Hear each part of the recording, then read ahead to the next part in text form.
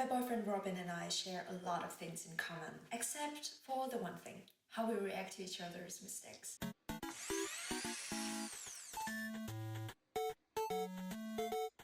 He's everything my parents were, and I am, surprisingly or not, everything they were, without me even being aware of it. We have been together for a year, and this is the healthiest, most loving relationship I could ever imagine for myself after doing all the healing work. I have been talking countless times online about how he fixes things he didn't break, just by the way he treats me when I make mistakes.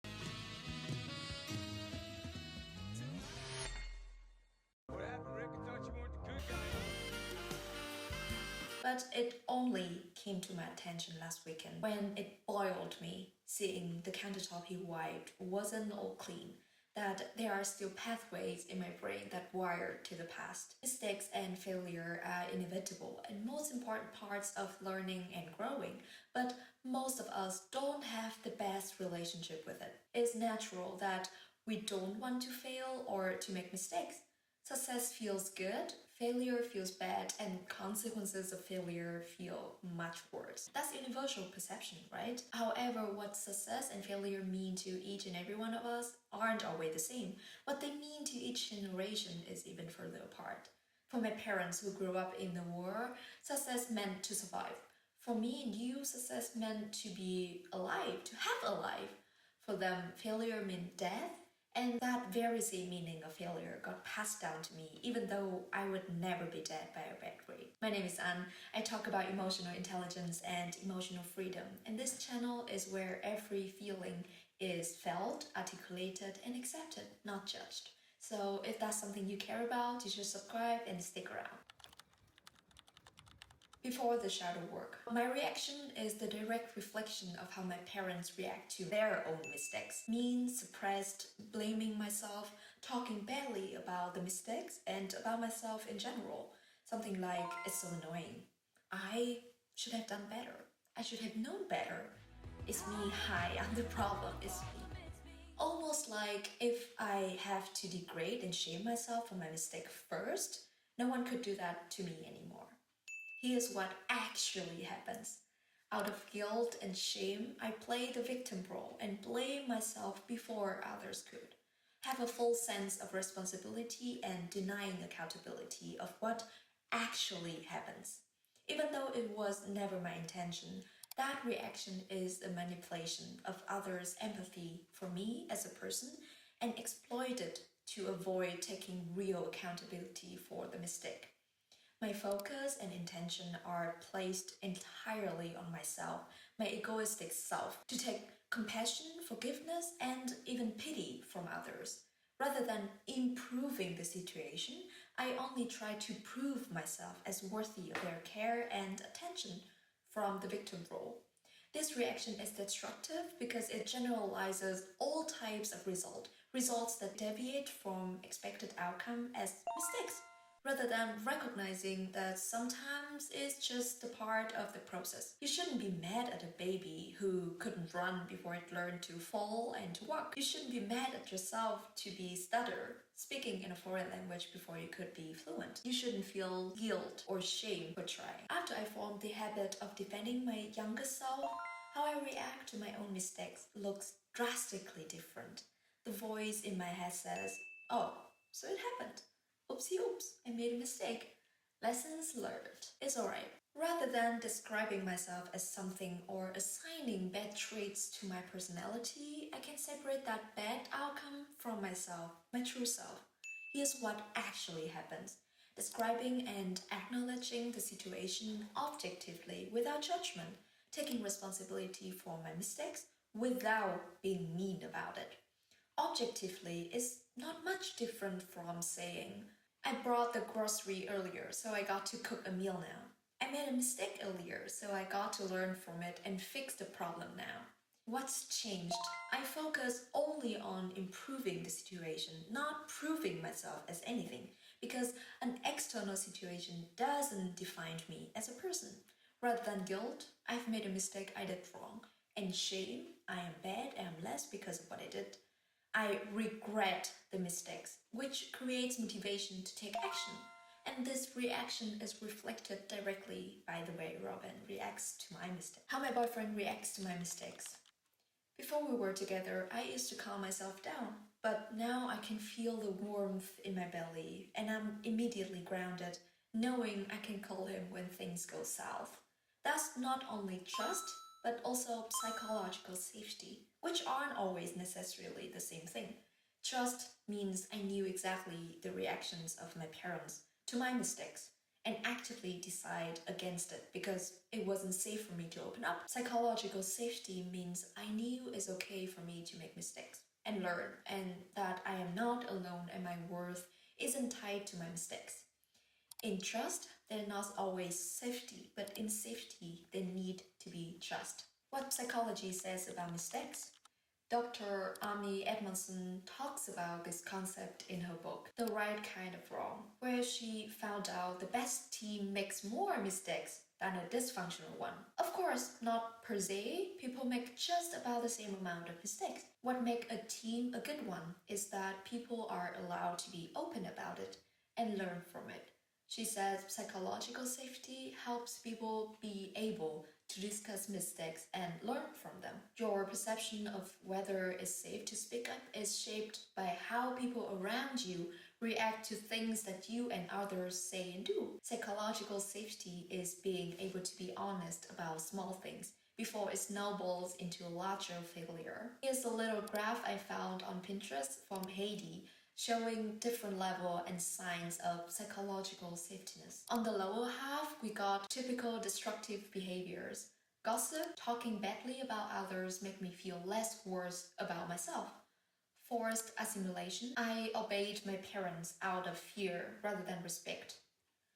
Unsafe to learn, I can't afford to fail, so I'd rather not learn. Low integrity, I lie because I can't afford to tell the truth. Faking mother's signature on a bad credit card.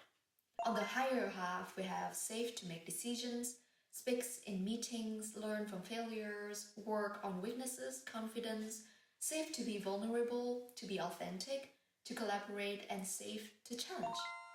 Put everything together, we have an illustration of psychological safety and types of mistakes. Here's the plot twist. Little did I know, I didn't only need to unlearn from how I react to my own mistakes, but also how I react to others. Having compassion for myself in vulnerable moments doesn't automatically mean I have compassion for others in their vulnerable moments, because how I react to Robin's mistakes was the direct reflection of how my parents used to react to mine. I didn't know I wasn't showing up for my boyfriend the way he did for me. And I didn't notice that for a whole year we were together. Not on dates, not during traveling, not in those moments where there are changes and novelty and excitement, which usually makes me actively aware of my surroundings and myself. But only in the daily basis where things are just normal and I am the least aware, but more or less lean on the default setting I am wired to since childhood, that these reactions bubble up onto the surface. His mistakes, of course, always just honest mistakes, were perceived as a personal attack. Him making mistakes results in something I now have to deal with. It's mean and selfish of him to make mistakes, so I have to deal with it now. It's my responsibility now. For example, if he forgot a spot on the kitchen counter and I saw it later, it would stir me up and over. And I would get either passive aggressive or just straight up aggressive. How could such a competent man do such a loser thing? If only he paid attention. It literally just takes 20 seconds to double check. It's me who has to deal with it now. And it goes on into a downward spiral. All of a sudden, I couldn't see anything else and completely forgot about everything he always has and always will do for me and for us. All I could think about in the moment is the mistake at hand. Depends on my mood and my cycle. I could let it go or cut it. Nothing else matters in the moment. Just me versus his mistakes. So I made a mistake when I reacted to Robin's mistake. That's what happened. Even though it doesn't feel nice at the time, but gaining this insight has helped us in our communication for the better. For the first time, I see it so clearly where this thinking pattern coming from. If I missed the bus and called my father to pick me up from school, it's a personal attack on him that I made him do this extra work. If I forgot to cook the rice, it's a personal attack to my mother that she needs to take back the control and cook for the family. If I didn't study well and did badly in a test, it's a personal attack on my parents' reputation to others. And the list goes on and on. Every single mistake, big or small, was treated like a complete disaster. And I was nothing anymore. And my self-worth is in inverse ratio to the amount of help I got from my parents times my age. Because the older I got, the better I should have known, right? Not to need for their help, aka not to be the burden I was. And as you could have guessed, it was not the best strategy for us to learn from our mistakes when our entire self-worth depends on not making mistakes. Either we will never dare to learn anything anymore, so we can fail, or beat ourselves up every time we learn something new and there is the potential of failing. And most of the time, it's both. The symptoms are you'll become a professional procrastinator or a perfectionist. Depends on the situation. Your nervous system doesn't respond to ordinary routines, but wired for high pressure. You wait until the very last minute for the pressure to rise and you are absolutely horrified. Just like the good old days, as a signal to start. Sabotaging yourself into failing because the uncertainty of potential failure is just too big for your nervous system to handle. And you'll rather sacrifice your own potential and capability for the feeling of being in control. Because at least if you wait until the very last minute and fail, the fault is not in your potential, but objectively in the lack of time, and you won't have to find out where you're at. As I mentioned before, this coping mechanism is playing the victim and sabotaging yourself, so you won't have to take responsibility for learning in general and learning from mistakes in particular. You'll become a perfectionist. You can't finish anything because you hate to fail, and unless it's perfect and unless you're good at everything directly on the first try, you are a complete disaster and a complete mess. You go over a small thing 10,000 times, and a smallest lacking can send you straight down to the lowest point. Everything is all or nothing for you. Workout, diet, daily routines, habits, hobbies, etc. So you end up just doing nothing. Now I have two good news for you. One, you are now aware of the patterns, something you weren't aware of before. And two, you can start breaking this very pattern right now by taking true responsibility to change and become someone you aspire to be, rather than staying stuck in the past or how the past has shaped you. That's step 1 and 2, intrinsic reflection and motivation. Step 3, differentiate types of mistake and failure and the game plans accordingly. Dr. Amy Edmondson differentiates 3 types. 1. Intelligent failures. This is the right kind of wrong. These occur when we take a calculated risk in a new territory. For a failure to be considered intelligent, it must meet 4 criteria. It happens in a new domain. You aren't repeating a known mistake. It presents a credible opportunity to move towards a goal. It is informed by prior knowledge. It's not a wild guess. The failure is as small as possible to provide the necessary data. For example, you try a new recipe or try a new technique on an old one. You taste an ingredient for the first time. Or you post that one little video online for the first time to see if content creator is something you could enjoy. 2. Basic failures. These are preventable mistakes that occur in known territory. They usually happen due to a lapse in attention, a lack of training, or just simple oversight. For example, you forgot to turn down the heat, so your meal burned. The goal is to minimize these through better system and checklists.